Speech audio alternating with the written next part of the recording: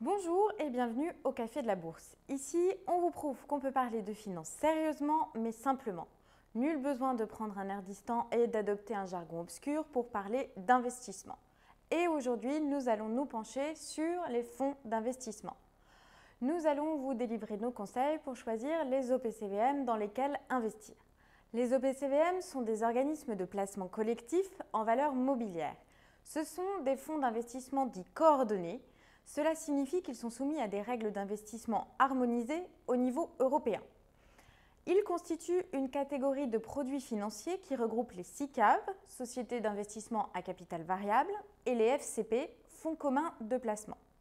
Pour les personnes qui ne souhaitent pas eux-mêmes investir en bourse ou ayant à choisir telle ou telle action, savoir quand acheter, quand vendre par exemple, ils peuvent acheter des parts d'un OPCVM géré par un professionnel.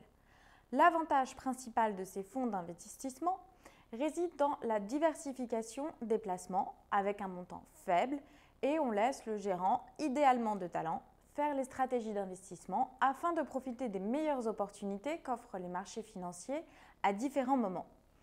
Choisissez un fonds adapté à votre situation. Vous devez choisir votre fonds en fonction de vos objectifs de rendement, de votre profil de risque, de votre horizon de placement.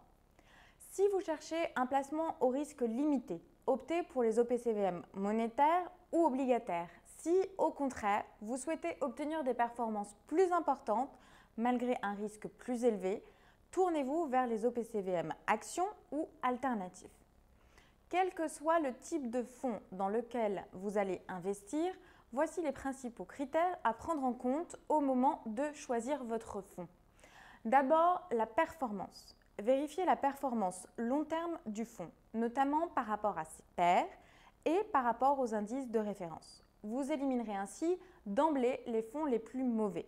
Soyez également vigilant à la volatilité. La volatilité mesure l'écart de performance d'un fonds par rapport à sa moyenne. C'est l'indicateur le plus utilisé pour mesurer le risque. Plus la volatilité est importante, plus un fonds est susceptible de s'écarter de sa moyenne. Plus le risque de plus-value, mais aussi de moins-value est présent. À choisir si votre horizon d'investissement est plutôt long ou si vous êtes prêt à prendre des risques pour avoir un rendement élevé.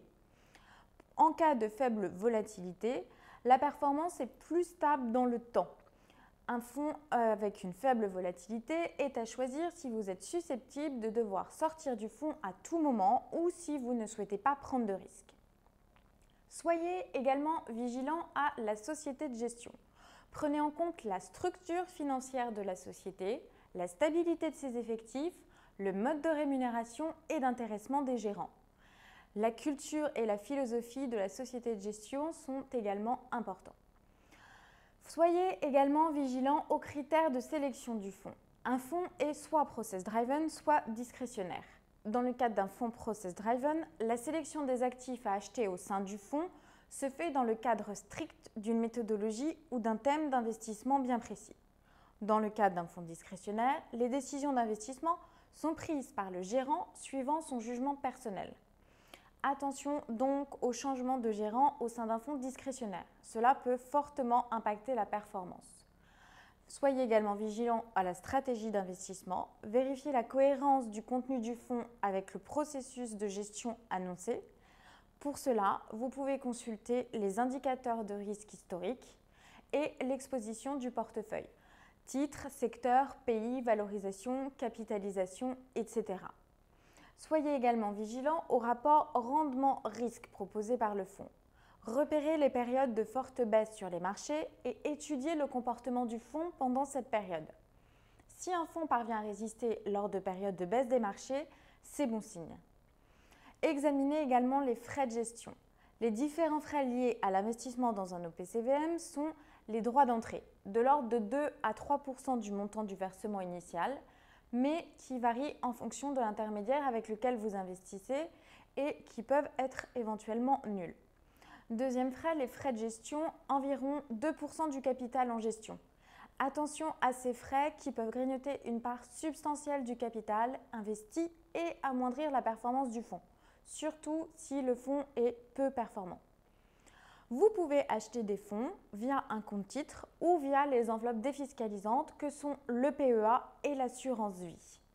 Maintenant que vous savez comment fonctionnent les fonds, vous pouvez télécharger gratuitement notre e-book Améliorer le rendement de son assurance vie sur cafédupatrimoine.com et consulter notre vidéo sur le PEA.